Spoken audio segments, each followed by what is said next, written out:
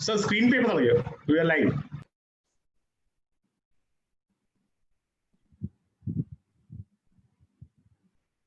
नमस्कार दोस्तों, welcome to webinars by legends.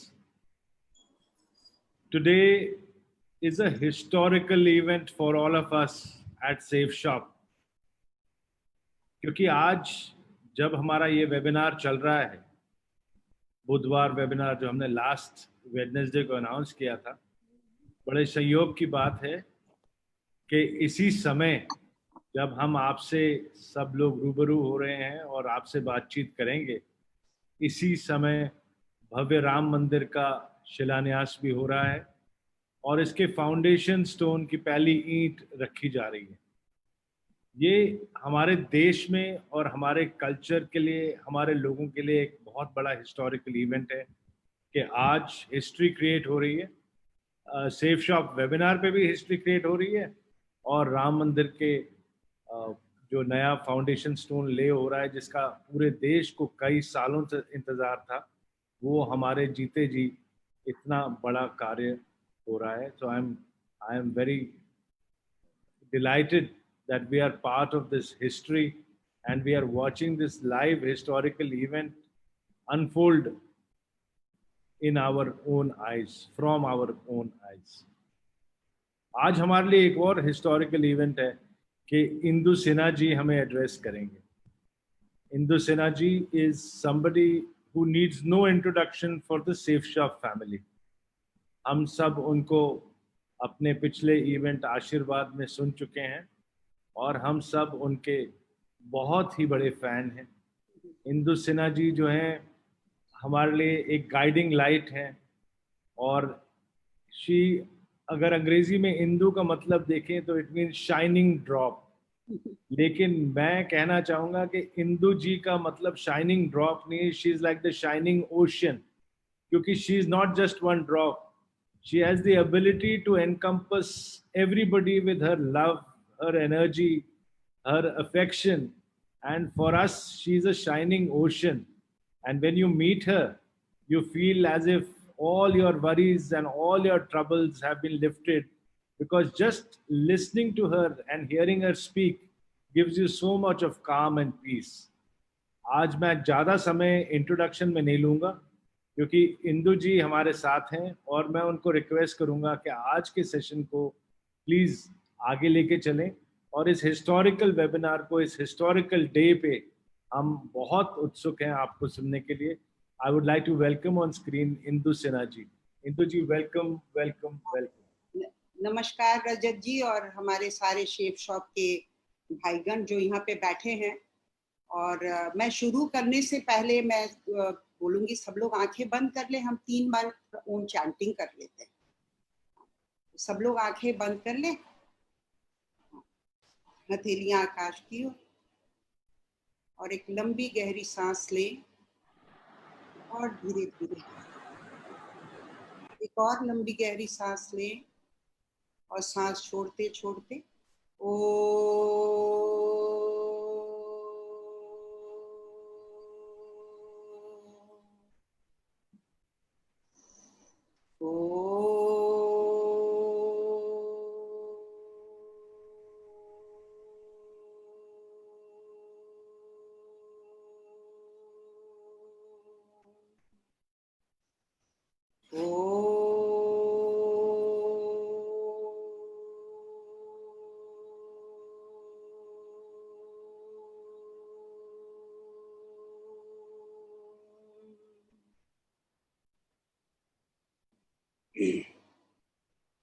रजत जी बहुत बहुत ध्यान, मतलब आप इतना मेरे लिए 2 शब्द अच्छा बोले, मुझे बहुत अच्छा लगा. वैसे मैं इतना डिजर्व नहीं करती हूँ जितना आपने प्रशंसा किया है, क्योंकि हमारे गुरु अक्सर कहते हैं कि जब कोई प्रेस करे तो वो भी डिवाइन को ही जाता है, तो the creator who has created you.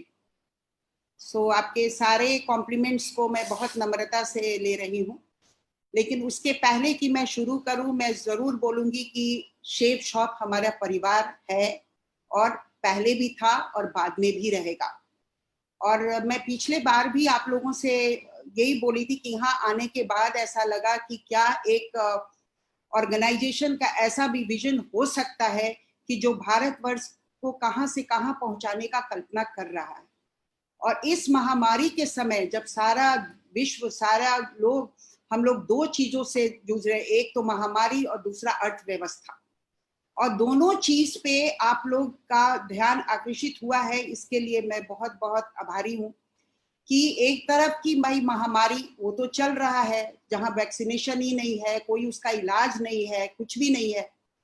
दूसरी तरफ अर्थव्यवस्था, और उसके लिए आपने इतना अच्छा लोगों का, जो मैं खुद सेफ शॉप में थोड़ा अंदर जाके देखी तो मुझे लगा कि देखो कितने लोग हैं जो सपनों की दुनिया में विचरण करते थे, आज उनका सपना साकार होता नजर आ रहा है। ये सब आप लोग के कृपा से ही हो रहा है। आप लोग जैसे गाइड जो हैं, जो देश को लेकर चल रहे हैं, ये बहुत ही सराहनीय है। तो मेरे पास रजत जी का फोन आया कि दीदी आपको दो चीज पे बोलना है, एक है हनुमान जी और एक है कृष्ण जी। अब ये बड़ा मुश्किल है कि दोनों का चित्र का विवरण मैं कैसे छोटे समय में करूं, लेकिन मुझे लगा कि आज का दिन इतना शुभ है कि जैसे अयोध्या में राम मंदिर का शिलान्यास होने वाला है, और मैं हनुमान जी के विषय में बोलूं, इससे सुंदर चीज और कुछ नहीं हो सकता है। और शेफ शॉप के हाथ में दो चीज है, उनके दो हाथ, right hand and the left hand.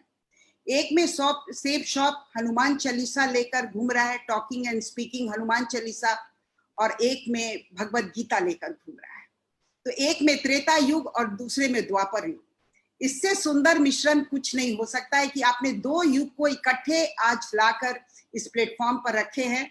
और मैं बहुत सरल भाषा में ही बोलूंगी क्योंकि मैं बहुत हाई फाई लैंग्वेज में नहीं करती हूँ। तो मैं अब शुरुआत करूंगी आप लोगों से कि कुछ हनुमान जी, क्योंकि हमारे दैनिक जीवन में, हमारे डेली लाइफ में मैं हनुमान जी से क्या सीख सकती हूँ या मैं क्या सीख सकता हूँ। देखो, ज्ञान जानना और ज्ञान जीना दोनों में बहुत फर्क है। हम ग्रंथ पढ़ते हैं, हम चालीसा पढ़ते हैं, लेकिन कभी हमने ये नहीं देखा कि इस ग्रंथ से हमें क्या सीख मिल रहा है। या जितने लोग अभी 1 लाख वो वॉच कर रहे हैं, जरूर हनुमान चालीसा पढ़ते होंगे, लेकिन अगर उसका 1% भी हम जीवन में अगर उसको लाए तो हमारा जीवन धन्य धन्य हो जाएगा। तो कहते हैं कि अगर हनुमान जी से सीखना है तो हम दो चीज सीख सकते हैं। एक तरफ हनुमान जी हैं भक्ति की पराकाष्ठा, और दूसरे तरफ कृष्ण जी हैं ज्ञान की प्रकाष्ठा। तो कहते हैं कि देखो कि उनको बोला जाता है महावीर। महावीर का मतलब ही हुआ वीरों का वीर, और हनुमान जी को कलयुग का अवतार माना जाता है, एकमात्र देवता जो कि आज भी जिंदा है और हमारे शरीर में भी है, जिनको हम प्राण ऊर्जा के नाम से जानते हैं। अगर हनुमान ना हो तो आप सोचो, आप 1 मिनट भी जिंदा नहीं सकते हो। मैं गुरु जी के शब्द में बोलेंगी, सटल लाइफ फोर्स एनर्जी, प्राणा शक्ति, जो कि हनुमान के रूप में हमारे ऊपर विराजमान है। लेकिन कुछ चीजें हैं जो हमारे जीवन में फर्क लाया है, और शायद आपके जीवन में भी लाया होगा कि हम हनुमान जी से क्या क्या सीख लेते हैं। तो सबसे बड़ी जो सीख है वो है भक्ति की प्रकाष्ठा। क्या होता है कि जब इंसान का इंटेलेक्ट बढ़ता है, तो इंटेलेक्ट बढ़ने से क्या होता है, इंसान बहुत सारे प्रश्न करने लगते हैं। ये कैसे होगा, वो कैसे होगा, ऐसा तो हो ही नहीं सकता है, मैं ही सब कुछ कर रहा हूं, मेरे अलावा कोई कर नहीं सकता है। तो लेकिन हनुमान जी से ये सीखना होगा कि एक व्यक्ति जो कि इतना ज्ञानी था, इतना बलवान था, इतना बुद्धिमान था, जिसको सारे देवताओं का आशीर्वाद प्राप्त था, वो भी व्यक्ति इतना सरल हो सकता है कि अपना पूरा जीवन समर्पण कर दिया राम और सीता के आगे। ये कम बड़ी बात नहीं है, समर्पण, जो कि हम लोग डेली करते हैं लेकिन इग्नोरेंट वे में करते हैं। गुरुजी अक्सर बोलते हैं कि देखो, सरेंडर करना तुम्हारा स्वभाव है, लेकिन क्या होता है कि जब तुम में एरोगेंस आ जाता है तो तुमको लगता है कि अरे तुम ही कर रहे हो, मैं ही कर रहा हूं। लेकिन ऐसा नहीं है। सरेंडर तो मनुष्य का स्वभाव है। तुम ऑटो वाले पे चलते हो तो ऑटो पे सरेंडर करते हो, प्लेन में बैठते हो तो पायलट पे करते हो, छोटे बच्चे को जिसको आप गोद में लेकर घूमते हो, उसको जब नर्सरी क्लास में देते हो तो आप टीचर्स पे सरेंडर करते हो, जब वहां डॉक्टर के पास जाते हो तो आप डॉक्टर के ऊपर सरेंडर करते हो। तो समर्पण हमारा स्वभाव है। लेकिन जब हम पूरा इग्नोरेंस में ना करें, पूरे अवेयरनेस में अगर हम सरेंडर करते हैं, तो क्या उस भगवान के प्रति नहीं कर सकते जिसने पूरी सृष्टि का निर्माण किया है? तो ये हनुमान जी से सीखने का हमें बहुत बड़ा ये है कि कैसे हनुमान ने राम के आगे सब कुछ समर्पण किया। सब कुछ करते हुए भी ऐसे बनते थे कि उन्होंने कुछ किया ही नहीं। No doership. कृष्ण ने तो बाद में बोला कि कर्तापन छोड़, लेकिन हनुमान ने तो त्रेता युग में कर्तापन छोड़ा और दिखाया। सब कुछ करते हुए बोलते थे कि नहीं, ये सब आप ही कर रहे हैं भगवान, ये तो आप ही कर रहे हैं मेरे राम, मैं तो कुछ भी नहीं हूं। तो ये एक बहुत बड़ा सीख है कि इंसान कोई भी काम करे, लेकिन अगर इस समर्पण भाव से करता है कि अरे मैं तो कुछ भी नहीं कर रहा। तो मुझे याद है, मैं एक बार गुरुजी के साथ मैं वहां गई थी कुंभ मेला में। तो जब कुंभ मेला में गई तो एक भिखारन जा रही थी और उसके सर पे बहुत सारा सामान था। तो गुरुजी ने बोला कि सुनो, गाड़ी रोक दो और पूछो माता जी से कि उनको कहाँ जाना है, उनको ड्रॉप कर देंगे। तो हम लोग गाड़ी रोके तो बोले माता जी आप गाड़ी में बैठ जाओ, आपको कहाँ जाना, इतना सामान लेके आप चल रहे हो, एंड शी मस्ट बी 80+। तो कहती क्या है कि बेटा मुझे छोड़ दो, मुझे मेरे साथ मेरा राम लाला है, मेरा राम लाला है, मुझे पैदल चलने दो। उसका विश्वास देख के, उसका जो निष्ठा था वो देखकर मतलब इतना हम लोग विचलित हुए कि देखो आज भगवान हम लोग के पास सब कुछ दिया है, लेकिन कहीं ना कोई चीज एक मिसिंग है कि हमारे दिमाग में ये नहीं होता है कि हमारे साथ कोई सुपरनैचुरल पावर भी है, हमारे साथ हनुमान है, हमारे साथ राम है, हमारे साथ कृष्ण है, हमारे साथ शिव भगवान है। तो ये एक भक्ति जो सीखने के लिए मिलता है वो हनुमान जी से मिलता है।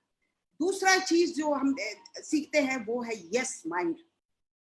वो भी हमारे गुरुजी अक्सर बोलते हैं कि जनरली क्या होता है कि जब भी अगर कोई तुम्हें कोई काम के लिए बोलता है तो हमारा टेंडेंसी हो गया है कि हम निगेटिव का बात करते हैं। तो हम बोलते हैं ना ना ना, पता नहीं ये होगा कि नहीं होगा, पता नहीं ये होगा कि नहीं होगा, हाँ ये हो भी सकता है, ये नहीं भी हो सकता है। तो आपने क्या किया, अपने माइंड में एक चीज डाल लिया, ये होगा या नहीं होगा। टोटल कॉन्फ्लिक्ट माइंड के अंदर शुरू हो गया। लेकिन हनुमान जी क्या करते हैं, हनुमान जी जब भी राम के पास कोई भी समस्या आई, चाहे वो छोटी समस्या हो या बड़ी समस्या हो, बिना अपने माइंड को लगाए हुए, एक समर्पण भाव जब होता है तो आप अपने माइंड को नहीं लगाते हो, तो आप क्या करते हो, यस माइंड, हाँ जरूर होगा रघुवीर, जरूर होगा, मैं ये भी करूंगा, मैं वो भी करूंगा, मैं वो भी करूंगा, मैं ये भी कर दूंगा। फिर भगवान तो लीला करते हैं, तो भगवान को भी लगता है कि अरे ये तो इतना यस माइंड में है, तो इसके साथ तो जब उसका समर्पण है तो मैं भी अपना समर्पण दिखाता ही हूँ कि जा कर तू, है ना। कहते हैं कि काम तो भगवान करते हैं लेकिन नाम तो शिष्य का ही होता है। तो ये चीज हमें देखने के लिए मिला कि देखो कैसे हनुमान जी हमेशा ही यस माइंड में रहे, और यस माइंड ही हमारे सक्सेस का कारण बन सकता है। अभी शेप शॉप में जितने लोग काम कर रहे हैं वो इसलिए लाइफ में इतना बेहतर कर रहे हैं कि वो अपने मास्टर को, चाहे वो रजत जी हो या और भी हमारे डायरेक्टर्स हैं, उनको बिल्कुल वो यस माइंड से सुनते हैं। मैंने देखा है कि मेरे मास्टर ने यही बोला है मेरे को, वो क्या होगा, वो सही होगा, वो गलत होगा, वो नहीं सोचते। शेप शॉप में भी वो कट डालते हैं। तो ये जो हनुमान का जो यस माइंड है, जो 24 घंटा हमारे साथ रहता है, हनुमान कोई व्यक्ति नहीं है, हनुमान ऊर्जा है। और पॉजिटिव थिंकिंग भी क्या है, एक ऊर्जा है। तो ये यस माइंड तो जीवन में सबका कल्याण किया, त्रेता में भी किया, द्वापर में भी करेगा, कलयुग में भी किया है ना। तीसरा है जो हम सीखते हैं, दास भाव।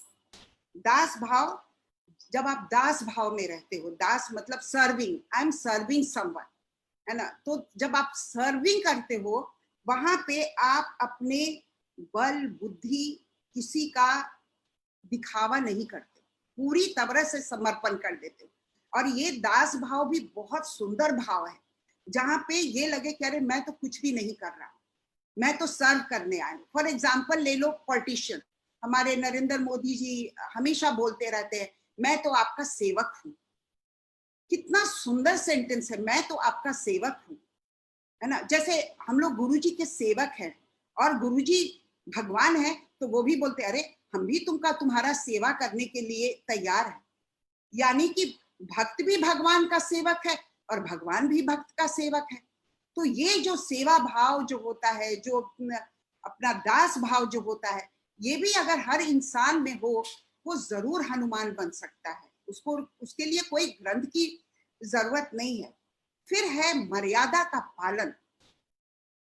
इंसान क्या होता है जब बलवान हो जाता है, बुद्धिमान हो जाता है, उसको लगता है मेरे पास अरे मैं तो ये भी कर दिया, मैं तो राम जी के लिए ये किया, मैं सुग्रीव को लाया, मैं तो उसको लाया, मैं ये सीता जी का ये कराया, मैं लंका में आग लगाया, मैं ये किया। जो हम लोग जनरल मनुष्य होकर बोलते रहते हैं मैंने किया, मैंने किया, मैंने किया, मैंने किया, है ना, उसको तो भगवान भी पसंद नहीं। इतना कर्तापन वाले को तो भगवान भी पसंद नहीं करता, बोलता है चुप हो जा, मैं दिखाता हूँ कि कौन करता है। उस भाव से अगर देखोगे तो कैसे हनुमान जी ने सारा मर्यादा का पालन किया है, कहीं भी उन्होंने मर्यादा नहीं तोड़ा। वो लंका में गए हैं तो मर्यादा को नहीं तोड़े, वो चाहते तो सीता को उठाते और लेकर आ जाते, लेकिन ऐसा नहीं किए। क्यों? क्योंकि सीता खुद मर्यादा, सीता का मतलब ही होता है जिसमें धैर्य हो। तो सीता ने भी मर्यादा का भी कर बोला कि ना ना तुम ले भी जाओगे बेटा तो पुत्र तो मैं नहीं जाऊंगी, मैं यहीं रहूंगी, जब तक रामचंद्र नहीं आएंगे, मुझे डिग्निटी के साथ नहीं लेकर जाएंगे तो मैं नहीं जाऊंगी। लेकिन अगर चाहते हनुमान तो उनको जबरदस्ती कर सकते थे, लेकिन ऐसा उन्होंने नहीं किया। तो पूरे अगर हनुमान चालीसा में आप देखोगे या रामचरितमानस में देखोगे तो कहीं भी हनुमान ने कभी भी किसी भी मर्यादा का उल्लंघन नहीं किया। उसी तरह से हम अपने दैनिक जीवन में अगर मर्यादा के साथ रहते हैं, उसका हम पालन करते हैं, तो हमारा जीवन बहुत बेहतर होता है। तो ये मर्यादा का पालन हम कैसे कर सकते हैं? तो हर लोगों के जीवन में हम लोगों का लक्ष्मण रेखा है कि डोंट क्रॉस दिस, अगर तुम ये करोगे तो ये होगा। लेकिन कभी कुछ डिजायर ऐसा आता है, कभी कुछ ऐसी मनोकामना होती है, तो क्या होता है हम लक्ष्मण रेखा क्रॉस कर जाते हैं। लेकिन उस वक्त ये ध्यान नहीं होता है कि जब तुम लक्ष्मण रेखा क्रॉस कर गए, अगर तुम्हारे साथ हनुमान नहीं है, तुम्हारे साथ राम नहीं है, तुम्हारे साथ कृष्ण नहीं है, क्योंकि अधर्मी के साथ कभी भी ईश्वर नहीं होता है, कभी हो ही नहीं सकता है। जब धर्म का पालन करोगे तो एक नहीं 1000 हनुमान खड़े हो जाएंगे, 1000 राम खड़े हो जाएंगे, 1000 कृष्ण खड़े हो जाएंगे। लेकिन अगर मर्यादा का पालन नहीं कर रहे हो तो वो क्षणिक सुख तो दे सकता है, लेकिन वो लॉन्ग टर्म में सुख देगा कि नहीं, इसकी कोई गारंटी नहीं है। दूसरा भाव है भगवान के साथ रहने का, हनुमान जी से सीखने का, वो है प्रियतम और प्रेमी का भाव। ये भी बहुत सुंदर भाव है और ये तब होता है जब इंसान ज्ञान योग में भी रहता है। प्रियतम प्रेमी, जैसे राम को, जब राम को के लिए हनुमान जी को था, जब हनुमान जी ने उनसे पूछा कि भाई तुम ये बताओ कि कैसे हमको पता है कि तुम ये हो, तो उन्होंने अपना पूरा हृदय फाड़ के दिखा दिया। और ये आजकल तो पॉसिबल नहीं है, लेकिन हृदय फाड़ के दिखाना मतलब क्या है? You are always ready to serve. और किसको लेके, तुम किसको कैरी कर रहे हो? Divine power, some supernatural power जिसको तुम लेकर कैरी कर रहे हो। तो कहते हैं ना बंदर के शरीर में बहुत बाल होता है। तो कृष्ण जब कृष्ण जी का भी याद आ रहा है, तो राम जी का जब वो पूरा तस्वीर वो अपना दिखते हैं, तो हनुमान बोलते हैं कि नहीं भगवान, ये तो आपने यहाँ पे देखा, लेकिन मेरे तो रोम रोम में आप ही हो, कहीं कुछ दूसरा है ही नहीं। तो ये सब जो भाव है ना, ये भाव रखकर अगर हम जिंदगी जिए तो हम 24 घंटा हम हनुमान जी के साथ हैं, हम राम के साथ हैं, हम सीता के साथ हैं, हम लक्ष्मण के साथ हैं, हम कृष्ण के साथ हैं। कल गुरु जी नारद भक्ति सूत्र पे बोल रहे थे और देखिए कितना कोइंसिडेंट होता है। कल गुरुजी ने हनुमान जी के बारे में थोड़ा सा बोला, मुझे भी बहुत अच्छा लगा कि देखो मुझे आज बोलना है, मैं क्या चीज उनके वाणी से ले सकती हूँ। तो गुरुजी ने बहुत सुंदर बोला कि देखो राम में तो 12 कला था, 12 कला के पुण्य थे, लेकिन हनुमान के पास 14 कला था। हर भक्त के पास ये भगवान का बहुत बड़ा वरदान है भक्तों के प्रति, क्योंकि भक्त जो हैं वो और 2 डिग्री अपने भगवान से आगे होते। तो वो क्या है, वो है प्रियतम। जब प्रियतम का भाव होगा, जब प्रेमी का भाव होगा, अरे ये भगवान तो कोई, यही तो मेरा प्रेमी है, यही तो मेरा प्रियतम। ये जब आता है सखा भाव आता है। तो हनुमान जी को भी आपने देखा होगा, जो द्वापर युग में देखने के लिए मिला कि वो भी सखा भाव में थे। जहां पे होता था वो पूरा ही एकदम सखा की तरह खड़े होते थे, और जहां पे ये होना, रिजिड होना, जहां पे वो भगवान को भी इतना अधिकार था भगवान और भक्त के बीच में कि वो राम को भी बोलते थे, ना ना भगवान आप ये काम नहीं कीजिएगा, आपको ऐसे ही करना है, आप ऐसे ही करना है। तो भगवान भी समर्पित हो गया कि नहीं, इसके आगे तो मुझे समर्पण करना ही है। तो बहुत सुंदर एक आज मैं, हमारे अंकित बत्रा जी का भजन था, मैं वही सुन रही थी। उसमें बहुत सुंदर लाइन था कि दुनिया चले ना श्री राम के बिना, राम जी चले ना हनुमान के बिना। जब से रामायण पढ़ ली है एक बात समझ ली है, रावण मरे ना श्री राम के बिना, लंका जले ना हनुमान के बिना। तो यानी कि सबको एक दूसरे की जरूरत है। इस समाज में कोई भी व्यक्ति नहीं है जिसकी जरूरत हमें भी नहीं है। अगर हम सोचते हैं लाइफ में कि वी आर इंडिपेंडेंट, तो हमारी बहुत बड़ी भूल है। We are not independent. कोई भी व्यक्ति इंडिपेंडेंट नहीं है, हर व्यक्ति डिपेंडेंट है। लेकिन डिपेंडेंट सिर्फ भगवान पे नहीं है। भगवान ने अपने रूप में कितने लोगों को पृथ्वी पे लाए।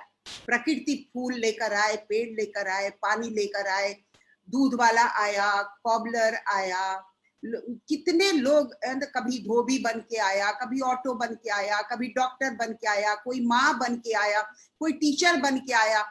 तो और इस कोरोना के महामारी में तो आपने देखा होगा कि हर व्यक्ति कितना इंपॉर्टेंट नजर आया है। ये कोरोना के समय रियलाइज हुआ कि जिनको हम तुच्छ समझते थे वो भी कितने बलवान हो सकते हैं। आज सारे माइग्रेंट लेबर चले गए, सारी कंपनियां बंद पड़ी हुई हैं। क्यों? क्योंकि उनको हम लोगों ने गरीब समझा। बिल्कुल ऐसे लगता था कि अरे चलो मैं तो इन पे ओवर रूल कर लूंगा। ये आज भगवान ने ये भी दिखाया कि अगर तू सोच रहा है कि तू इंडस्ट्रिस्ट है, तू सोच रहा है कि मैं बहुत बड़ा आज करोड़पति हूं, तो ये तुम्हारा भ्रम है कि इस लॉकडाउन में अगर इलेक्ट्रिशियन की भी जरूरत है तो एक इलेक्ट्रिशियन तुमको नहीं मिल रहा है, अगर प्लम्बर की जरूरत है तो तुमको प्लम्बर नहीं मिल रहा है। तो ये इतना बड़ा सीखने के लिए मिला कि वी आर नॉट इंडिपेंडेंट, बिल्कुल इंडिपेंडेंट नहीं है, और हम सब डिपेंडेंट है एक दूसरे पे। तो जितना सुंदर वो भाव आ जाए कि हर इंसान में हम भगवान का रूप देखने पाए, हर इंसान में, तो ये जो भाव होगा ना, इससे सुंदर सर्विस कुछ हो ही नहीं सकता है। अभी मैं किसी का रियल स्टोरी है ये, गंगोत्री में एक ये रहती है, एक देवी माँ है जिनको देवी माँ ही बोलते हैं, लेकिन वो बहुत बड़ी उपासक हैं कृष्ण की। वो बाल गोपाल की ही पूजा करती हैं। तो उनके पास खाना वाना नहीं होता है, तो जो भी आर्मी के लोग वहां पे है, वो चाइना बॉर्डर है, वो उनको जाकर रॉ फूड देकर आते हैं और कुक करते हैं, और खुद अफसर लोग जाकर वहां पे खाना खाते हैं। तो एक बार क्या हुआ कि वो जो सन्यासिनी है वो अपने घर में बैठती है और कोई आता है, उस वक्त वो आरती करती रहती है। तो आरती करती है तो जैसे ही कोई होता है बोलते अम्मा आज कुछ खाने के लिए है। अम्मा क्या करती है, आरती छोड़ देती है और वो किचन में जाके कुक कर लो। जी अम्मा आरती तो कर लो। बोले नहीं नहीं मैं आरती नहीं करूंगी, मेरे पास तो साक्षात बाल गोपाल है। फिर लोग उसके पास और आते हैं खाना खाने। बोली नहीं मुझे नहीं पता कौन अच्छे हैं कौन बुरे हैं, मुझे तो हर लोगों में बाल गोपाल ही नजर आता है। यानी कि जब खाना भी बना रही है तुमको भगवान ही नजर आ रहा है।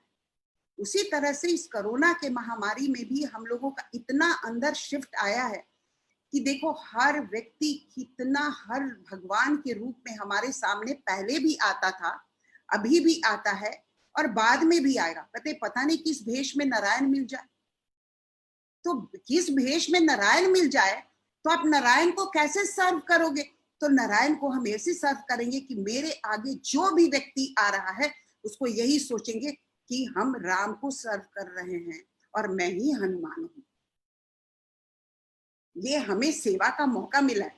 हो सकता है वो भिखारी के रूप में आए, हो सकता है वो किसी और रूप में आए, हमें नहीं पता वो किस रूप में आएगा।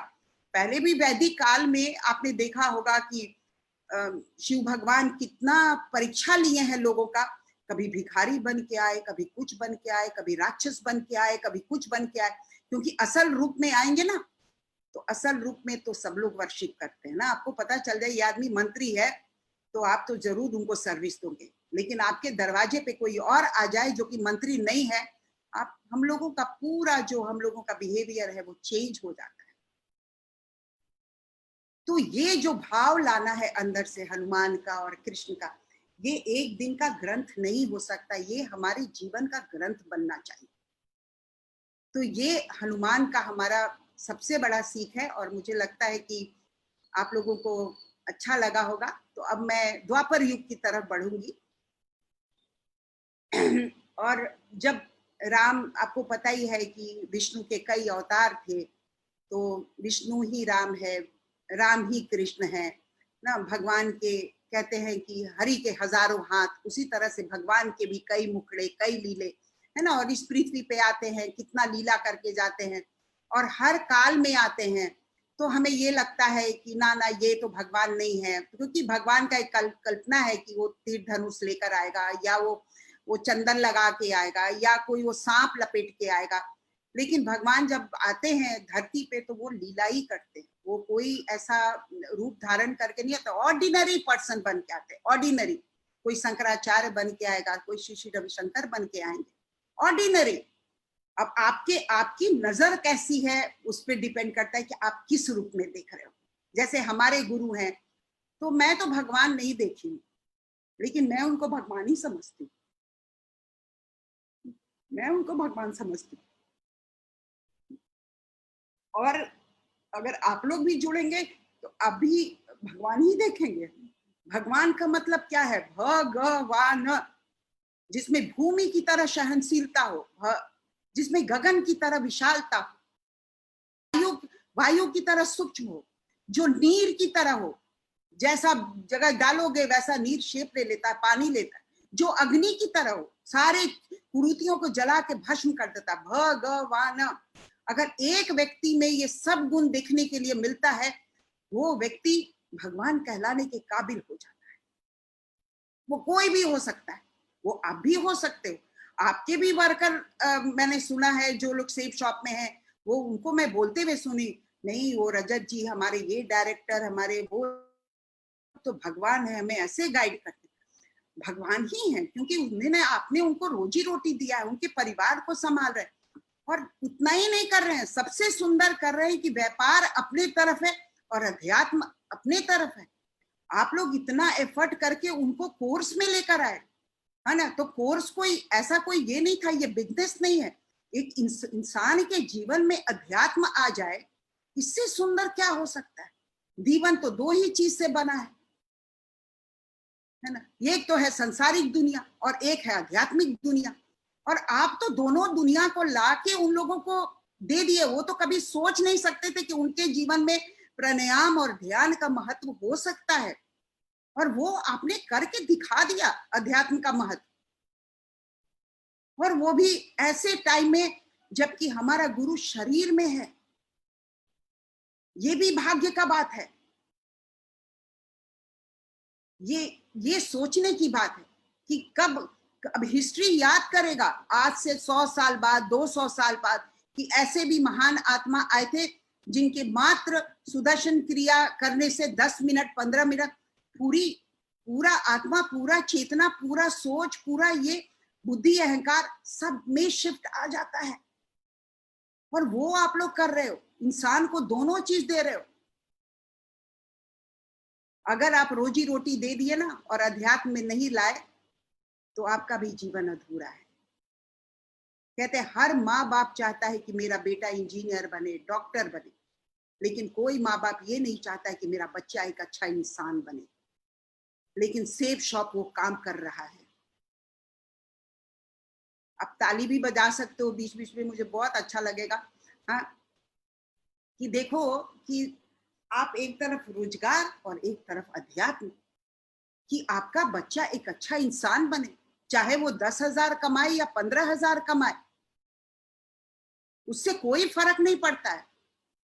लेकिन हम कहते हैं ना कि हम तो खाली हाथ आए थे और खाली हाथ जाएंगे। ये गीता में लिखा है। अरे तुम क्या लेकर आए थे और क्या लेकर जाओगे? इसको बोलते हैं शमशानी वैराग्य। जब शमशान घाट पे आप जाओगे तो आपको एक चीज सुनने के लिए मिलेगा, हर लोग बात करेंगे, देखो ना बेचारा चला गया। हाँ, सच में अब लगता है कि दुनिया में हम क्या लेकर आए थे और क्या लेकर जाएंगे। हम तो खाली हाथ आए थे और खाली हाथ जाएंगे। नहीं नहीं नहीं, इसका मतलब आपने गीता ठीक से पढ़ा नहीं। गीता में कृष्ण यही बोलते हैं, ना तुम खाली हाथ आए थे ना तुम खाली हाथ जाओगे। वर्ल्डली दुनिया का सामान लेकर नहीं जाओगे, सोफा कुर्सी पैसा लेकर नहीं जाओगे, लेकिन तुमने जो इतने सारे कर्म किए हैं वो तुम लेकर जाओगे। और जब आओगे तो उसी का बैलेंस शीट के आधार पे तुम इस पृथ्वी पे आओगे। तो तुम कहां खाली हाथ गए और खाली हाथ भरे? तो सिर्फ आप लोग जो काम कर रहे हो रजत जी, कि आप तो उनका जीविकापार्जन का तैयारी करो, प्लस आप उनके अगले जन्म का तैयारी कर रहे हैं अध्यात्म के मार्ग में राके। ना वो खाली हाथ अभी हैं, ना वो खाली हाथ जाएंगे। और जब आएंगे भी तो खाली हाथ नहीं जाएंगे, आएंगे ही नहीं। अगर खाली हाथ होगा ना तो पता नहीं कहां चले जाएंगे। लेकिन आपने ऐसा नहीं किया है। आप सोच नहीं सक रहे हो कि जाने अनजाने में, मुझे नहीं पता है ये प्रेरणा आपको कहां से मिला, किसने दिया, क्या हुआ, क्योंकि मैं बीच में नहीं हूं। हमारी तृप्ता जी के कोई ना कोई माध्यम बनता है, तो योगेश बना, आप बने, ये बने, और इतना सुंदर ये कि हम लोगों को क्या दे सकते हैं। और मैं जब बता रही, मैं सेफ शॉप में जब कोर्स ले रही थी, मुझे लोग बोलता था, अरे अध्यात्म में लोग कौन आएगा, ये लोग कमाने खाने वाले लोग हैं। लेकिन मैं वहां पे हर जाति हर वर्ग के लोगों का कोर्स ली, और मेरे पास बहुत सुंदर सुंदर मुस्लिम लोगों का भी है, जिसको लोग बोलते हैं रही तो कट कुछ नहीं है, वो भी वही सेंटेंस बोले जो हमारे और भाई लोग बोले कि दीदी हम तो इतने लकी हैं कि हम सेफ शॉप में आके मुझे नया चीज सीखने का मिला। नहीं तो हमें तो पता ही नहीं था। हम तो वही जाति, वही ये, वही स्टेट, वही कंट्री, वही गोरा काला अमीर गरीब, उसी में पड़े हुए थे। तो ये इतना सुंदर आप एक ले रहे हो, इनिशिएटिव ले रहे हो, और इससे सुंदर चीज कुछ नहीं हो सकता। तो क्या है रजत जी कि देखो, क्या मैं थोड़ा भगवत गीता अपने ढंग से समझाऊंगी, क्योंकि हमारे 1 लाख लोग भाई बैठे हुए हैं। जितनी सरलता रखूंगी उतना उनके अंदर जाएगा। कहते हैं कि पूरा जीवन एक बैटलफील्ड है। कृष्ण ने अर्जुन को ज्ञान दिया युद्ध के मैदान में। वो काल्पनिक भी हो सकता है, मेरे हिसाब से काल्पनिक नहीं है, लेकिन बहुत लोग जो नास्तिक हैं वो ये सोचते होंगे ये कल्पना भी हो सकता है कि किसने देखा, किसने सुना। अब बोलोगे कि हाँ संजय ने बोला, तो हो सकता है जो नॉन बिलीवर है वो बोलेंगे किसने देखा कि संजय ने सुना, ये तो सब काल्पनिक है। लेकिन अगर छोड़ दो, अगर ये काल्पनिक भी है तो कल्पना भी बहुत सुंदर है। अब आप आ जाओ रियलिटी पे, कि अगर ये कल्पना है तो इसको कल्पना रहने दो, अब रियलिटी पे आ जाओ कि कृष्ण ने क्या बोला। कृष्ण ने यही बोला, the whole life is a battlefield. जब हम भी जीवन में आते हैं, 60-70 साल जो जीवन का बिताते हैं, हर क्षण कभी दुख, कभी सुख, कभी खुशी, कभी गम, कभी करोड़पति, कभी लाखपति, कभी हजारपति, कभी डिमोनेटाइजेशन के समय में 1 भी रुपया नहीं, वो भी भगवान करके दिखा दिए कि देख कौन सा करोड़पति, कितना तू रख लेगा लॉकर में, मैं तो 2 मिनट में खत्म कर सकता हूं। क्या कर लेगा तू, कितने चीजों पर करेगा। 10 गाड़ी है, कोरोना के टाइम में 1 भी गाड़ी यूज नहीं हो रहा है। कपड़े टंगे हैं, 3 महीना से कोई पहन ही नहीं पा रहा है। 10 नौकरदाई हैं, सो कॉल्ड अमीर लोग इतने भय में हैं कि मेरे को इन्फेक्शन न लग जाए। लेकिन काम करने वाली काम के समय आ भी सकती है, नहीं भी आ सकती है। बहुत लोग बुला भी रहे, बहुत लोग नहीं भी बुला रहे। तो ये देख लिए, ये महामारी ने बीमारी तो कम दिया, लेकिन सारा हमें नजारा दिखा दिया कि देख, जितने चीजों को तू सिक्योरिटी समझ रहा था ना, वो कुछ भी सिक्योरिटी नहीं है। जिन बच्चों को तुम अपना समझ रहे थे, आज वो बच्चे तुम्हारा दाह संस्कार करने भी नहीं आएंगे। फिर सच क्या है? फिर व्हाट इज द ट्रूथ? वही है, जो तुम्हें दिखता है वो सत्य नहीं है, और जो सत्य है वो दिखता नहीं है। हमारे गुरु अक्सर ये बोलते हैं, जो सत्य है वो तेरे को दिखेगा नहीं, और जो दिखता है वो सत्य नहीं। नाम, शोहरत, पैसा, धन, दौलत, ये दिखता है लेकिन ये सत्य नहीं है। और जो नहीं दिखता है, एक छोटा सा बैक्टीरिया, एक छोटा सा कोरोना नाम हम लोग दे दिए, पता नहीं क्या है, अभी तक किसी को भी नहीं पता है। आज वो पूरे विश्व को हिला दिया है। अदृश्य शक्ति, वो कोई मेरे तरफ से तो कोई वायरल कुछ भी नहीं है। वो सिर्फ हमारे अंदर का जो नकारात्मक वायरल जो अंदर घुसा हुआ है, वो मनुष्य को बार बार परेशान कर रहा है बीमारी के रूप में। और अगर हम लोग नहीं सचेत हुए तो आगे भी इस तरह का वायरल आएगा।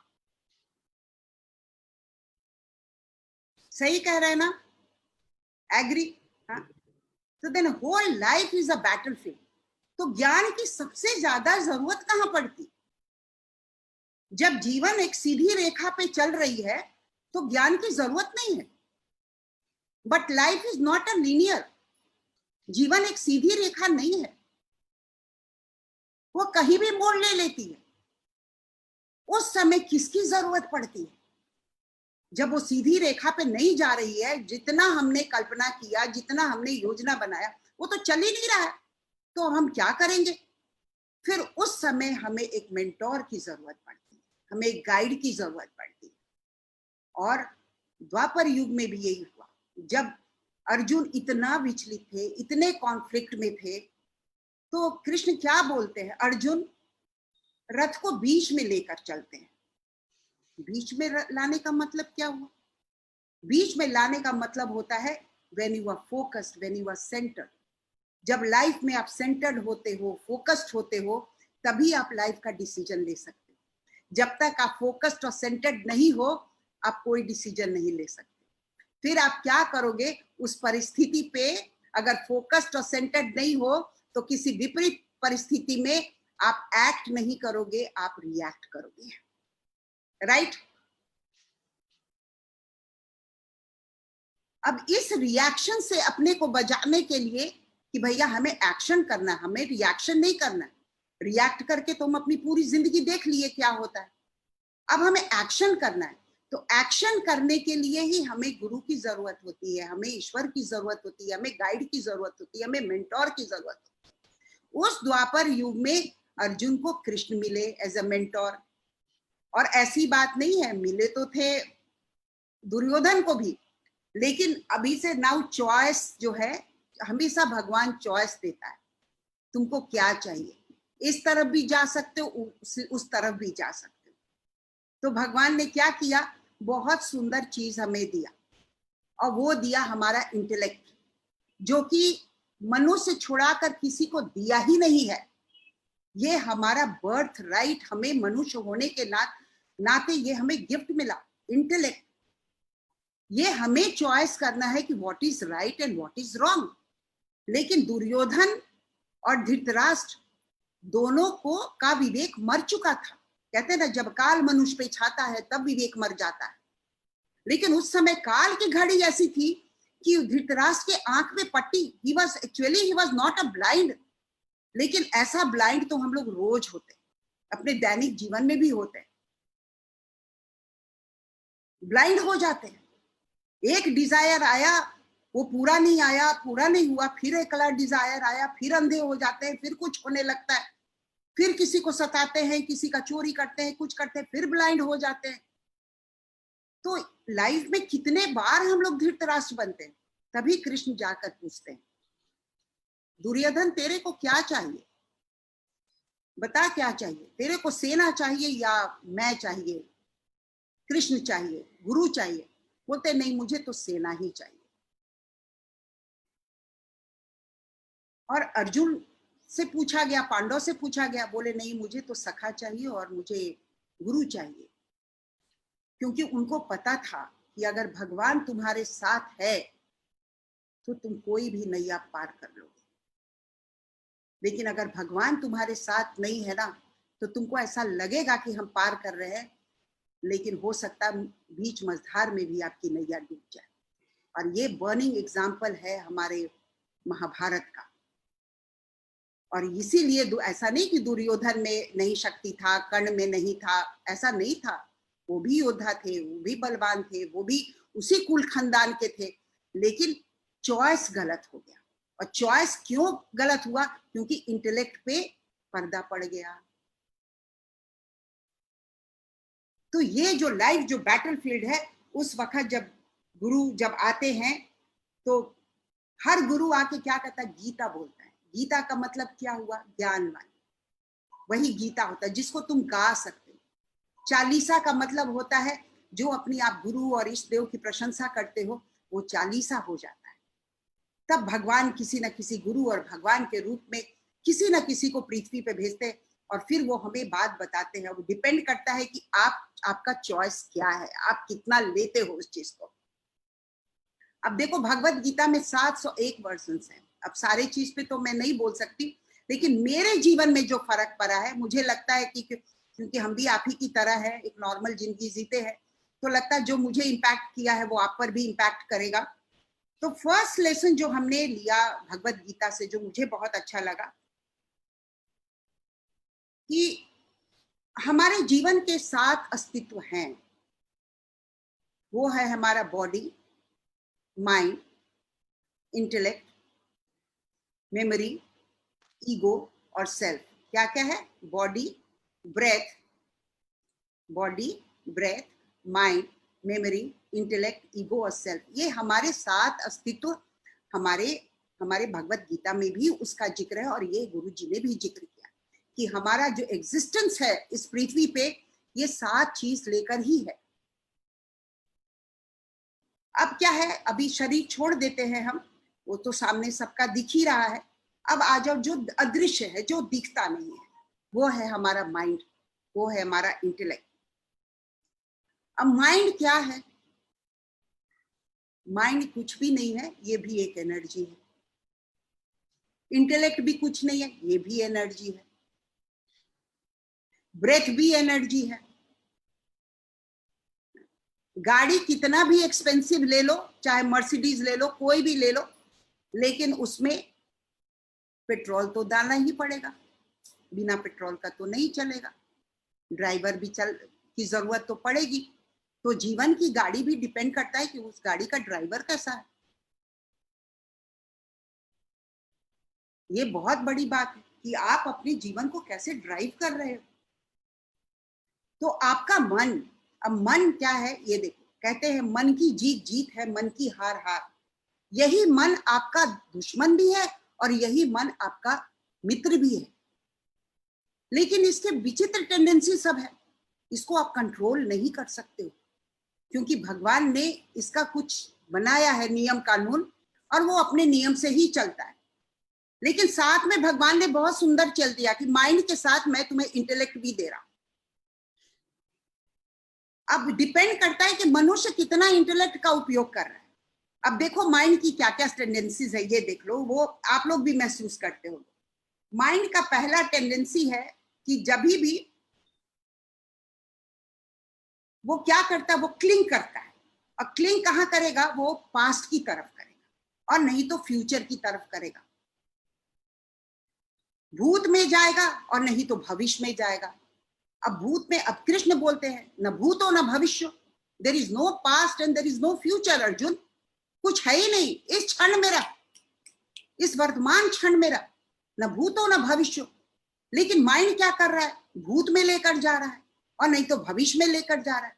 अब भूत में लेकर जा रहा है तो बोलता है नहीं हमारे तो वो भ्राता है, हमारे तो वो पितामह है, हमारे तो वो रिश्तेदार है, हमारा तो ये रिश्तेदार है, वो भूत भी है वो प्रेजेंट भी है, मैं ऐसे कैसे करूंगा। भविष्य में जाता है तो सोचता है कि अरे अगर युद्ध करूंगा लोग मेरे बारे में क्या सोचेंगे, कहेगा देखो ये धन के लिए युद्ध किया। अब क्या हुआ, युद्ध के मैदान में कॉन्फ्लिक्ट शुरू होता है, तभी कृष्ण बोलते हैं इस बैटलफील्ड में कि रथ बीच में लेकर आ। Now you should be focused, you should be centred, you should be committed.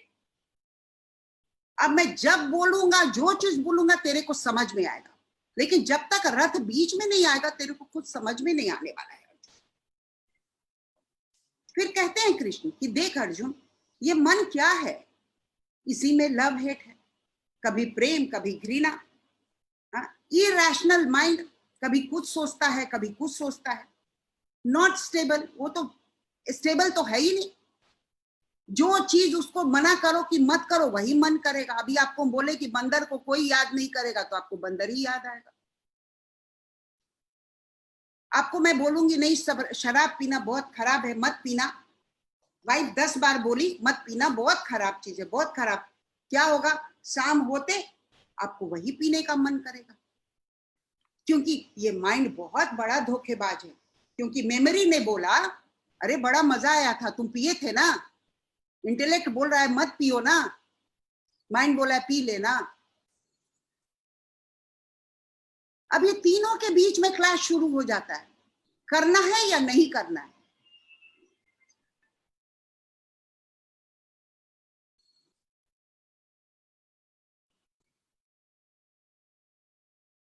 तो ये है अपना। अब इसके आ जाओ इंटेलेक्ट पे। इसका इंटेलेक्ट जो है वो बिल्कुल हमारा उल्टा है। अगर माइंड स्टेबल नहीं है तो इंटेलेक्ट क्या करता है, एकदम फर्म और स्टेबल है, लॉजिक है, रैशनल है ना। और क्या करता है कि वो आपको रीजनिंग भी करवाता है, और वो डिपेंड करता है कि आप अपने इंटेलेक्ट को कितना शार्पन कर रहे हैं। और इंटेलेक्ट कैसे शार्पन होगा, माइंड कैसे कंट्रोल होगा। माइंड कंट्रोल करने का चीज नहीं है, लेकिन एक क्षण के लिए भी अगर आपके पास आ जाए ना तो आप अपने को बहुत भाग्यवान समझना।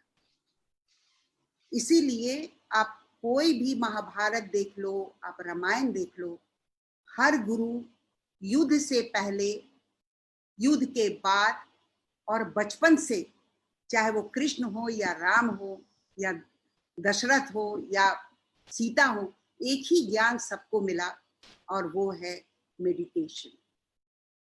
बिना ध्यान का कुछ भी हासिल नहीं हो सकता है। ध्यान एकाग्र करना। लौ कुश को क्या मिला, यही तो शिक्षा मिली कि ध्यान एकाग्र कैसे करोगे। एक वाहन चलाने के लिए भी कैसे एकाग्रचित होगा। तो इस माइंड को अगर कंट्रोल करना है तो हमारे गुरु ने बोला एक ही चीज से वो कंट्रोल हो सकता है, वो है हमारा ब्रेथ, सांस के द्वारा। और उसी पे सारा प्राणायाम डिपेंड करता है। सारा जो है वो पूरा ब्रेथ का ही खेल है। और हमारे पास कोई वेपन नहीं है माइंड को कंट्रोल करने के लिए कि वो ना जाए। वो जाएगा, वो पास्ट में भी जाएगा, वो फ्यूचर में भी जाएगा। तो कहते हैं one is a mystery and one is a misery and beautiful gift given by the divine and that is the present moment. बोले अर्जुन एक तो तेरा बहुत बड़ा मिस्ट्री है भविष्य, और पास्ट जो है वो बहुत बड़ी मिजरी है। और इतना सुंदर गिफ्ट मैं इस वर्तमान क्षण में तेरे को ज्ञान दे रहा हूं, तू इसको ले ले, इतने द्वंद में नहीं आने की जरूरत है। लेकिन अर्जुन इतना अच्छा भक्त था ना, क्योंकि उसके पास लिसनिंग मोड था। दुर्योधन के पास लिसनिंग मोड नहीं था। दुर्योधन यस माइंड में कभी भी नहीं रहा है, लेकिन अर्जुन हमेशा यस माइंड में रहा। ठीक है सखा, अगर क्वेश्चन भी करते थे ना तो वो समर्पण होता था जानने के लिए कि आफ्टर दिस व्हाट नेक्स्ट। तो ये जो लिसनिंग मोड में तो जब अर्जुन थे तो कृष्ण ये सब बोलते थे कि ये माइंड को कंट्रोल करना है ना, तू ऐसे कर ले, आंख बंद। एक बार धनुष बाण चलता था, मंत्र हमारे सब स्टैब्लिश्ड है। हमारा मंत्र, हमारा ये, अभी हम लोग 11,000 लोगों का जो 11 लाख लोगों का जो हनुमान चालीसा बोल रहे हैं, आप सोचो इसका क्या असर होगा जब हम लोग सब पढ़ेंगे तो। मतलब 11 लाख लोगों का कॉन्शियसनेस एक लेवल पे। इट्स नॉट ओनली पाठ तो आप घर में भी बैठ के कर सकते हो, लेकिन उस 11 बार में इतने मानव जाति का चेतना एक चीज पे स्थिर होना, राम के ऊपर या कृष्ण के ऊपर या हनुमान के ऊपर, ये तो परिवर्तन लाएगा। और ये भारत ही कर सकता है, दूसरा किसी देश में भी ये वरदान नहीं मिला है। ये हम लोग कितने भाग्यवान हैं कि हम लोगों का जन्म भारतवर्ष में हुआ है, और हम लोगों को ऐसे ऐसे इष्ट देव मिले, कभी हनुमान, कभी राम, कभी शिव, कभी कृष्ण, कभी बलराम, कभी लक्ष्मण, कभी सीता, है ना। हर व्यक्ति को उठाओ ग्रंथ में से, सब अपने आप में ऐसे लगता है अरे किसकी पूजा करें और किसकी पूजा ना करें। पूजा करो तो किसकी करो, एक महान हस्ती हो तब ना। कभी गांधी बन के आए, कभी विवेकानंद बन के आए, कभी नेल्सन मंडेला बन के आया, कभी मदर टेरेसा बन के आया, है ना। गौतम बुद्ध बने, कभी जीसस बने। किसकी किसकी करो आराधना। लेकिन हम लोग बहुत लकी हैं कि हम इस काल में आए और हमें ये करने का ये। लेकिन क्या होता है ना, ये माइंड बहुत बहुत परेशान करता है। इसमें क्या होता है, बड़ी इसकी अजीब टेंडेंसी है। जैसे आपको कोई 10 अच्छा बात बोले और एक खराब बात बोले, तो क्या याद रहेगा? निगेटिव चीज याद रहेगा, आप 10 चीज भूल जाओगे। आपको 99 बार किसी इंसान ने मदद किया, लेकिन एक बार नहीं किया, तो आप क्या क्या बोलते हो। सेम चीज हम भगवान से साथ करते हैं। भगवान मेरे को आपने ये नहीं दिया, मेरे को वो नहीं दिया, मेरे को ये नहीं किया, मैंने ये मांगा, मैंने वो मांगा, आपने ये नहीं किया, है ना। सब अंदर अंदर वार्तालाप चलता रहता है भगवान से, और हम भूल जाते हैं कि भगवान ने हमें क्या दिया है। फिर क्या करते हैं, भगवान याद दिलाने के लिए वो आपको पिंच देता है। ओके, अगर तू ग्रेटिट्यूड में नहीं है ना, अब मैं दिखाता हूं कि मैं क्या करता हूं, देख अब कोरोना देता हूं, आजा ग्रेटिट्यूड में, आजा। पहले तो कोई नहीं आया ग्रेटिट्यूड में, अब आजा। इतना कुछ तुम लोगों को हम दिए, क्या नहीं दिए, पानी दिए, ये दिए, पेड़ दिए, पौधा दिए, फल दिए, लेकिन तुम लोगों ने कभी उसको निरादर किया, पूरे इन्वायरमेंट का निरादर किया। अब तुम आ जाओ और ये भी करके दिखा दिया कि देख तेरे वजह से ही सारी प्रकृति खराब हो रही थी। तो प्रकृति भी क्या है, दो तरह का है। एक पेड़ पौधा जीव जंतु जो आप देखते हो वो इन्वायरमेंट को पॉल्यूट करता है, और एक पॉल्यूशन हमारा माइंड करता है। इतना पॉल्यूटेड माइंड अगर हर सब इंसान का होने लगेगा, आप इस पृथ्वी पे रह नहीं सकते हो। और 21st सेंचुरी में यही हो गया है, हमारा माइंड इतना निगेटिव हो गया है, इतना निगेटिव हो गया है कि हमें समझ ही नहीं रहा है कि हम किस तरफ जा रहे हैं। राइट रजत जी, सही कह रहे हैं ना, है ना। तो हाउ टू गिव डायरेक्शन, कौन करेगा? ये पावरफुल माइंड को हम कैसे दिशा देंगे?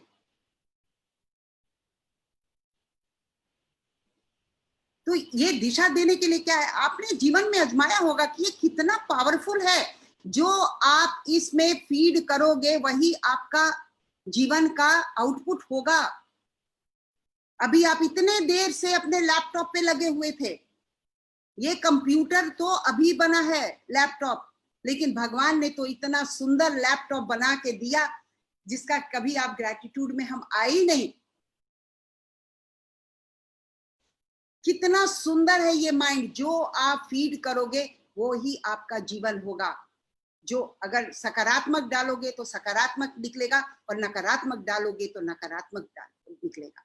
आप अपने जीवन में आजमाए होंगे कि आपको सुबह उठना है और आपने अलार्म लगा दिया 4 बजे सुबह का।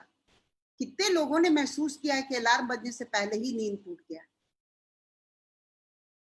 वो क्या चीज है, यहाँ पे फीड किया, मुझे 4 बजे उठना है। अलार्म तो बाद में बजा, आपकी नींद पहले खुल। यानी कि इस मन रूपी कंप्यूटर में अगर सही फीड होगा तो सही जीवन का आउटपुट होगा। और यही गुरु भक्त लोग से करवाता है कि इस माइंड में तू डाल, फिर से डाल, मेरा भारत वापस आएगा, मेरा भारत वापस आएगा। और ये हमारे देश का बहुत बड़ा सौभाग्य है कि हमारे भारत में 90% लोग पॉजिटिव सोचते हैं। ये भय के माहौल में भी अगर आप वर्कर क्लास से पूछो, जो ट्रेन में जा रहे हैं, जो बस में जा रहे हैं, है ना, जो गांव में जा रहे हैं, भय हमारे अंदर है, भय उनके अंदर नहीं है। और सबसे ज्यादा संक्रमण अगर फैला है तो हम लोगों में फैला है, उनमें नहीं फैला है। ये मैं डेटा बता रही हूं। लेबरर्स लोग इतने बीमार नहीं हुए हैं जितना हम लोग बीमार हो रहे हैं भय से। क्यों? क्योंकि यहाँ पे तो कहीं मुझे तो नहीं हो जाएगा, कहीं मुझे तो नहीं हो जाएगा कोरोना, कहीं मुझे इसके पास गए तो कर। अरे नहीं भाई, क्यों होगा? तुम ये सोचो कि हम कोरोना के लोगों को ठीक करेंगे, हम अर्थव्यवस्था को ठीक करेंगे, हम अपने देश को फिर से पटरी पे लेके आएंगे।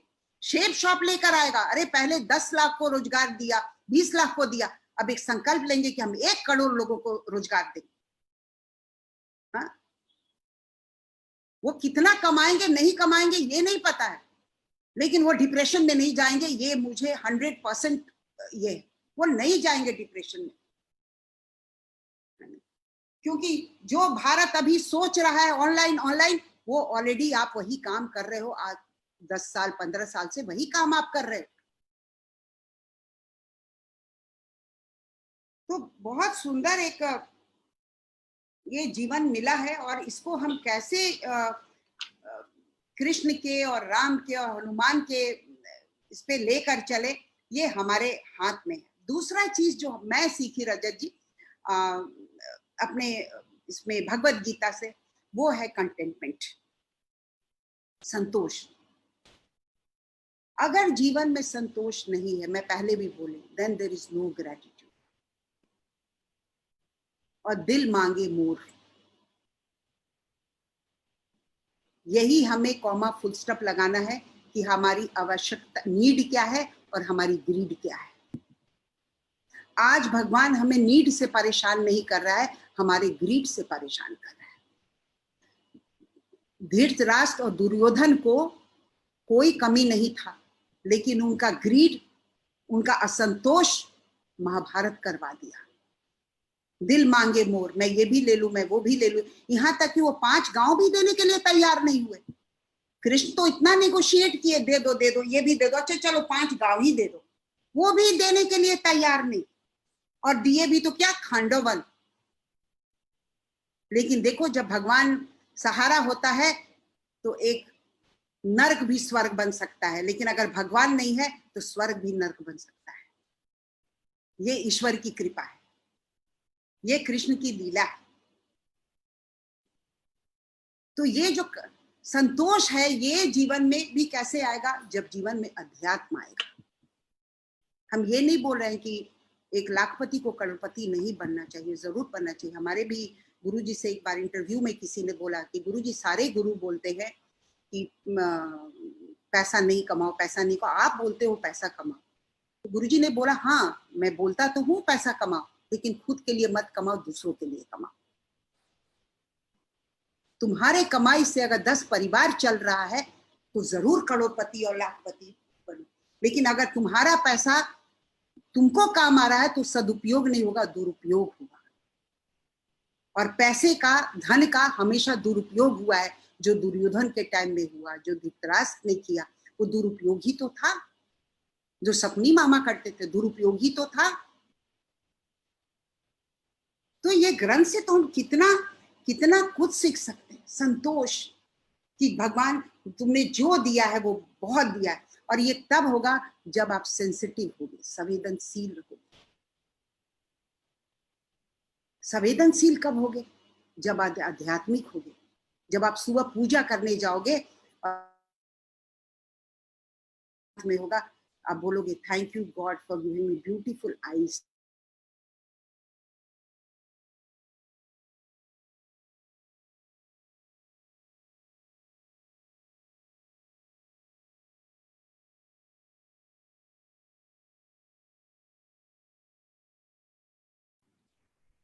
आई थिंक इंदु जी डिस्कनेक्ट हो गए और ये बहुत ही शानदार सेशन चल रहा था, but in case she can't get connected again, I would like to thank her from behalf of the entire Safe Shop family. उनके इंट्रोडक्शन में कहा था मैंने आपको कि इंदु का मतलब एक चमकता हुआ बूंद होता है, लेकिन हमारे लिए इंदु का मतलब एक चमकता हुआ सागर है। तो आज ये सेशन के बाद मेरे ख्याल से आप लोग सब जो हैं इस बात को अग्री करेंगे कि हमारे लिए इंदु जी जो हैं, हमारे आर्ट ऑफ लिविंग के सेफ शॉप के इंदु जी जो हैं, वो एक चमकता हुआ सागर हैं और हम सबको उनका लव और अफेक्शन आज के सेशन में समझ भी आ रहा था, दिख भी रहा था और उनके भाव भी दिख रहे थे। कई बारी वो बोलते हुए इमोशनल हुए। वो जो उनके अंदर भाव है वो कंप्लीट सरेंडर का भाव है। और वो उन्होंने आज दो बातें कही जो मेरे को बहुत क्लियरली समझ आई अपने बिजनेस के पॉइंट ऑफ व्यू से। मेरे को लगता है कि अगर अपलाइन बनो तो आप बनो अपलाइन कृष्ण जैसे, और अगर डाउनलाइन बनो तो आप बनो डाउनलाइन हनुमान जी जैसे, क्योंकि कृष्ण जी से बेहतर कोई अपलाइन नहीं है और हनुमान जी से बेहतर कोई डाउनलाइन नहीं। और ये आज की सीख है, क्योंकि ये दोनों ग्रंथ हमारे पास हैं। भगवत गीता भी हमारे पास है और हनुमान, संपूर्ण हनुमान भी हमारे पास है। आज इसलिए हिस्ट्री क्रिएट हो रही है क्योंकि राम मंदिर का भी आज ही इनॉग्रेशन हो रहा है, कंस्ट्रक्शन का। लेकिन आज हम लोग एक हिस्ट्री और अनाउंस करने जा रहे हैं, जो कि मैंने पहले भी आप लोगों को कहा हुआ है कि सेफ शॉप हिस्ट्री पढ़ता नहीं है, हिस्ट्री क्रिएट करता है। तो 11 लाख लोग 11 बजे 21 जून को 11 बारी हनुमान चालीसा पढ़ेंगे एक साथ।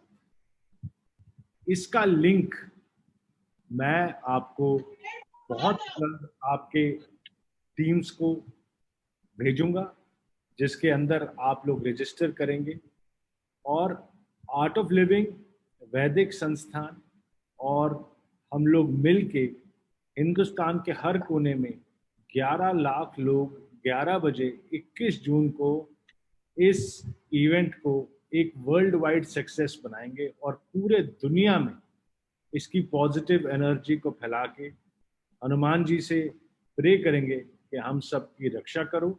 और इस ट्राइंग टाइम्स में, इस टेस्टिंग टाइम्स में हम सबको, हमारे परिवारों को, पूरी दुनिया को, हर इंसान को इस प्लैनेट पे एक ऐसी शक्ति दो जिससे हम लोग पॉजिटिविटी और पॉजिटिविटी और पॉजिटिविटी में ही रहें।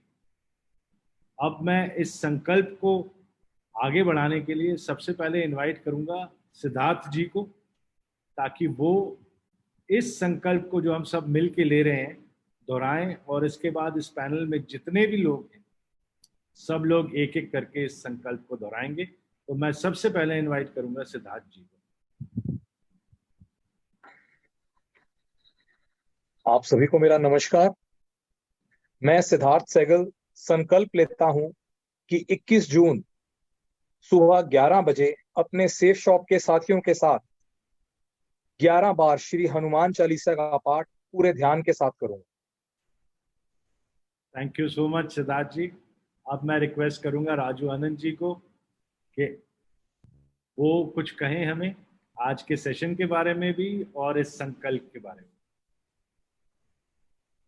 नमस्कार, मैं राजू आनंद संकल्प लेता हूं कि 21 जून को 11 बजे मैं 11 बार श्री हनुमान जी का हनुमान चालीसा का आप सभी के साथ, सेफ शॉप परिवार के साथ पाठ करूंगा और प्रार्थना करता हूं कि ये संकल्प जो हम सभी लोग ले रहे हैं हनुमान चालीसा को पढ़ने का, इससे जो कष्ट पूरी दुनिया में आ रखे हैं वो दूर हो, पॉजिटिव एनर्जी हम सभी के लोगों की जिंदगी में आए। Thank you. मैं रिक्वेस्ट करूंगा संजय कटोच जी को कि वो बताएं आज के सेशन के बारे में और एक संकल्प लें कि ये जो हमने प्लान किया है 11 लाख लोगों का, इस रिकॉर्ड को हम तोड़ के दिखाएंगे, सिर्फ अचीव नहीं करेंगे, तोड़ेंगे इस रिकॉर्ड। दोस्तों नमस्कार सर, सबसे पहले मैं कुछ आज अपने सेशन के लिए कहना चाहता हूँ। दिल भी भरा हुआ है, आंखें भी भरी हुई हैं, और जो इंदु जी ने आज जो भी कुछ दिया, उनकी जो बात थी कि संसारिक जीवन में हम लोग थे और अब आध्यात्मिक में आ गए, खाली उनकी आंखें नम नहीं थी, हमारी भी आंखें नम। और मैं ये कहना चाहता हूँ कि जो उन्होंने कहा कि यस मैन होना चाहिए, तो मेरे को मौका मिला है सर कहने का। मैं कहना चाहता हूँ कि हम लोग जितने भी पैनलिस्ट हैं यहाँ पर, we are thoroughly yes man. हम लोग आपके मार्गदर्शन में हैं और बिल्कुल यस मैन की तरह ही काम कर रहे हैं। जैसा आप दौड़ा रहे हो, जैसे आप चला रहे हो, जैसे हमने अपनी निष्ठा सब कुछ आपको प्रदान कर रखी है कि आप जहाँ ले जाएंगे हम लोग उस पर आगे बढ़ेंगे।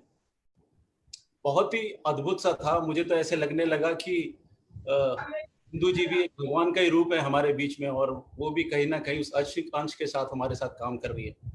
ये बहुत अच्छा सा संगम हुआ है। कैसे हुआ है उसको आप जानते हो, हमें तो आप में भी वही अंश नजर आ रहा है। और ये जो निष्ठा आज आपने भरी है, जो आध्यात्मिकता जो आपने भरी है आज हमारे अंदर, ऐसा कभी जीवन में था नहीं। आज का जो सेशन था वो इतना ही अद्भुत था, इतना ही दीवाना बना देने वाला और इतना ही मन को झंझोड़ देने वाला था कि जिंदगी आज से लगता है कि किसी दूसरी दिशा में चलने लग पड़ेगी।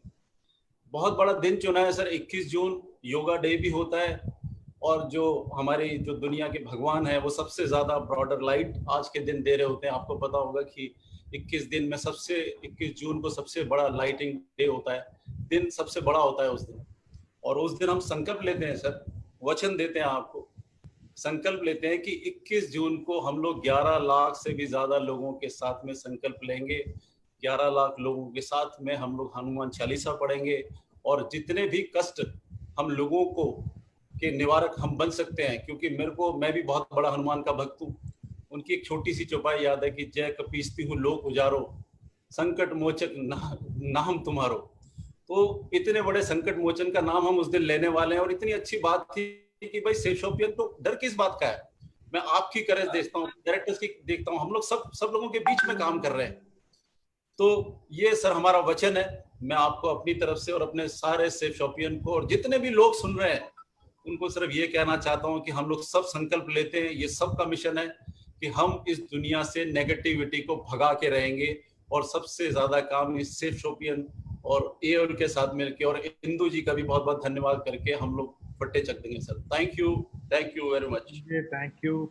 I would now request Indu ji wants to rejoin. Can anybody unlock her? Indu ji is trying to rejoin. Okay, the meeting is locked. I'll just Sanjay, please say a few words. Till then, I'll try and rejoin Indu ji. दोस्तों नमस्कार, मेरा नाम संजय जैन है और आज का session बहुत ही अद्भुत सेशन था।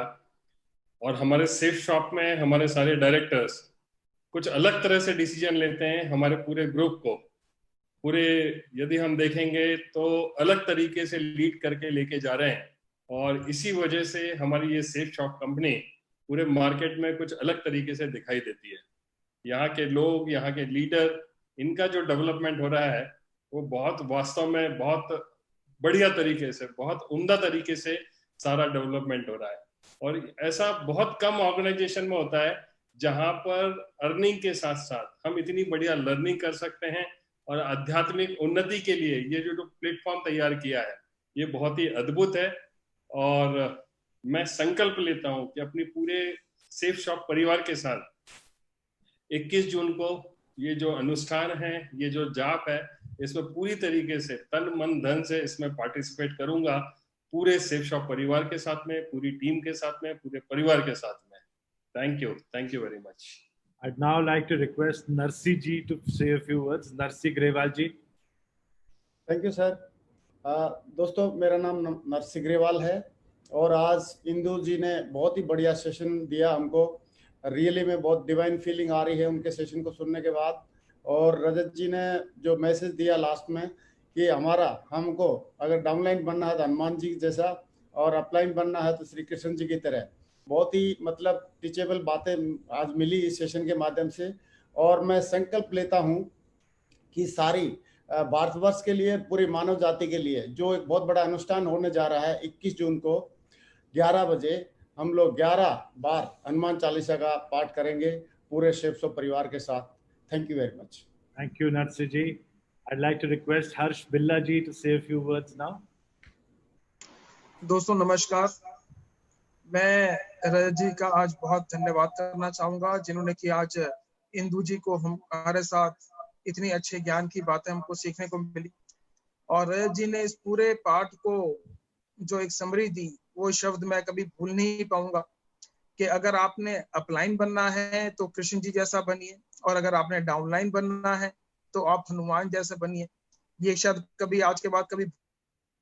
और मैं हर्ष बिल्ला, क्राउन एम्बेसडर सेफ शॉप, ये संकल्प लेता हूं कि पूरे तन मन धन से ताकत लगाऊंगा इस 11 लाख लोगों का जो हमने अनुष्ठान लिया है, इसको पूरा करने के लिए खुद तो मैं अपना करूंगा ही, और मेरी कांटेक्ट लिस्ट में जितने भी लोग हैं, मेरे कांटेक्ट में, मेरे परिवार में, मेरे नेटवर्क में जितने भी लोग हैं, उनको भी इसके साथ में जोड़ूंगा, ताकि ये जो पूरे विश्व में ये जो विपत्ति आई हुई है इसको हम जल्द से जल्द दूर कर सकें।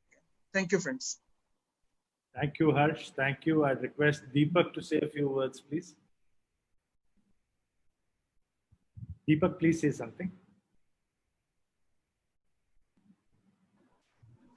नमस्कार दोस्तों, मैं दीपक बिल्ला, क्राउन एम्बेसडर सेफ शॉप, ये संकल्प लेता हूं कि 21 जून 11 बजे मैं, मेरा परिवार, मेरे सभी रिश्तेदार और मेरी पूरी टीम, इसके अलावा मेरी कॉन्टैक्ट लिस्ट में जितने भी लोग हैं, मेरे फेसबुक फ्रेंड लिस्ट में जितने लोग हैं, मेरे गूगल में जितने फ्रेंड लिस्ट हैं, पूरी कोशिश करूंगा कि उन सबके साथ यहाँ पे 11 बार 21 तारीख को 11 बजे 11 बार हनुमान चालीसा का जो हम पाठ करेंगे वो सब मिलकर एक साथ करेंगे, और उसके लिए पूरी ताकत लगाएंगे। Thank you so much.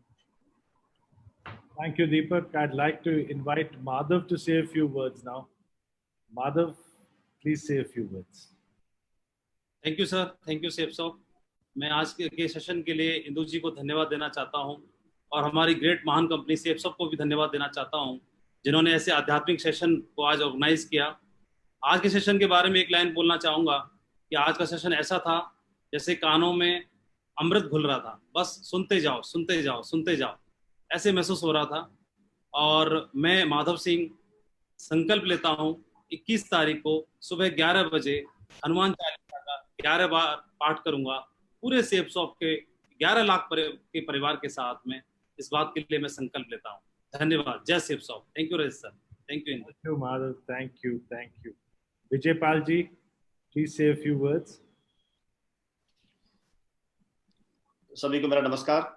सबसे पहले तो मैं आज के सेशन के लिए, आज का बहुत अद्भुत सेशन रहा, और इंदू जी को बहुत बहुत धन्यवाद देना चाहूंगा, और साथ में ही महान कंपनी और अपने सभी डायरेक्टर्स का बहुत बहुत आभार प्रकट करता हूं कि उन्होंने इस सेशन को ऑर्गेनाइज किया। बहुत अच्छा लगा।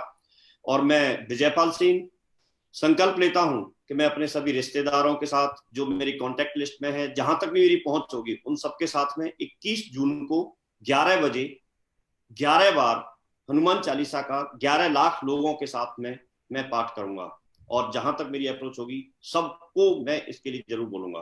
थैंक यू, बहुत बहुत धन्यवाद। Thank you, Vijaypal. I'd like Jasveer to say a few words, please. बहुत बहुत धन्यवाद सर, आज का एक दमदार सेशन, इतना गजब का वेबिनार देने के लिए। आज जो एनर्जी क्रिएट हुई है, वाकई में अभी इससे ये क्लियर हो गया है कि जो हमारा जो इंटेंशन है, जो हम लोग काम कर रहे हैं, वो वाकई में बहुत अच्छा है। आदमी बड़े बनो या छोटे बनो मैटर ये नहीं करता। आज हम लोगों को ये समझ में आ गया, आदमी अच्छे बनना बहुत जरूरी है, और अच्छे के लिए आध्यात्म का रास्ता हम लोगों को अपनाना जरूरी है। ये बहुत अच्छे से समझ में आया। और मैं आज संकल्प लेता हूं 21 जून के लिए 11 लाख लोगों के साथ 11 बजे मैं, मेरा परिवार, मेरे रिलेटिव्स, मेरे दोस्त, एक को भी छोड़ूंगा नहीं, सब लोगों को लेकर के आऊंगा और उस वेबिनार को अटेंड कराऊंगा। वाकई में हनुमान जी का नाम सुन के एनर्जी आती है। जो बोलते हैं हनुमान चालीसा के अंदर, नाशे रोग हरे सब पीरा, जो सुमिरे हनुमत बलबीरा। और ये क्रिएट होने वाला है 21 जून को, ये इतिहास बनने वाला है। पूरे विश्व में ये जाना जाएगा भारत की शक्ति को जाना जाएगा, सेफ शॉप की पावर को जाना जाएगा। बहुत बहुत धन्यवाद सर, आपका बहुत बहुत शुक्रिया। Thank you Jasveer. मैं अब योगेश जी को कुछ रिक्वेस्ट करूंगा कि योगेश जी आप प्लीज बताएं हमें कि 21 जून की क्या तैयारी है और हमें कितनी जल्दी लिंक मिलने वाला है और हम कैसे इसको प्रमोट करेंगे। तथास्तु।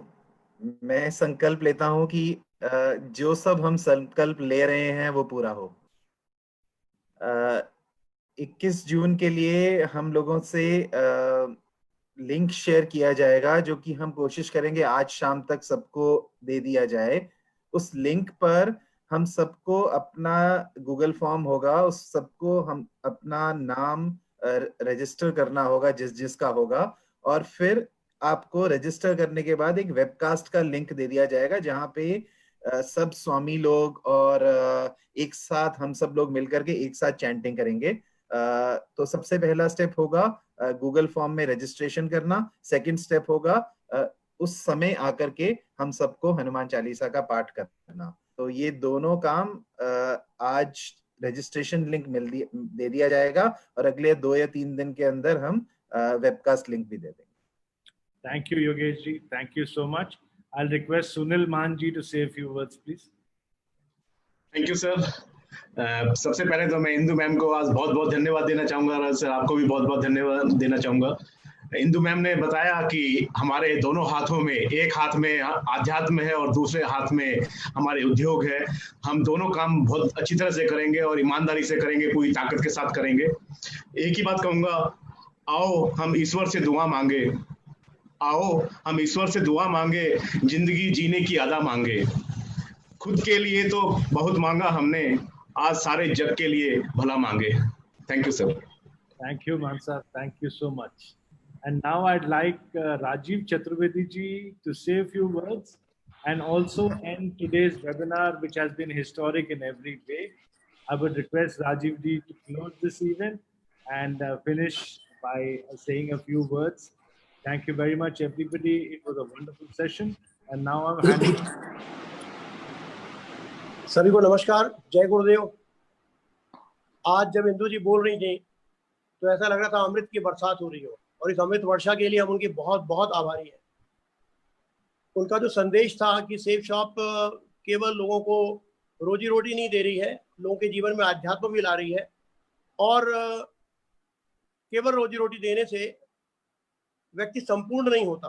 तो सेफ शॉप के हम आभारी हैं कि वो हमारे व्यक्तित्व को संपूर्ण बना रही है, क्योंकि बिना इसके तो निजात नहीं मिलती। क्योंकि जब हम वापस आएंगे तो हमारे पास जो कर्म है हमारे, वो हमारे साथ जाएंगे, और जब हमें दोबारा यदि आना होता है तो हम कर्म लेकर के ही आएंगे। तो ये एक बहुत अच्छा अनुभव रहा आज का हमारे लिए। दोस्तों, एक और चीज को रेखांकित करना चाहूंगा जो रजत जी ने कहा है कि यदि अपलाइन बनना है, क्योंकि ये मैसेज है, ये बार बार होना चाहिए कि यदि अपलाइन हो तो श्री कृष्ण जी जैसा, भगवान जैसा, और यदि डाउनलाइन हो तो हनुमान जी जैसा। और ये इसमें पूरा संदेश छुपा हुआ है हमारी सफलता का। हम रोमांचित हैं कि हमें एक ऐसा अवसर मिला है कि 11 लाख लोग सामूहिक चेतना के माध्यम से पूरे विश्व की भलाई के लिए, मानवता की भलाई के लिए एक प्रयास कर रहे हैं।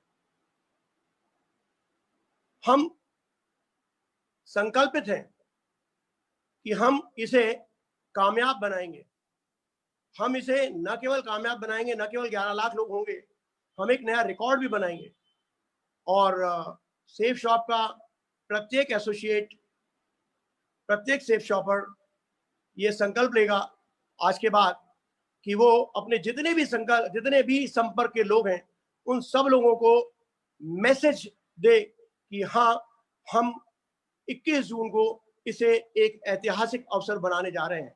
हम कृतज्ञ हैं गुरुदेव के कि उन्होंने हमें ऐसा मौका दिया है, ऐसा अवसर दिया है इसमें शामिल होने के लिए, और हम पूर्ण रूप से समर्पित होकर इस संकल्प को पूरा करेंगे। तो दोस्तों, आज बहुत ही शानदार अवसर था हमारे लिए कि हमने बहुत कुछ सीखा है आज।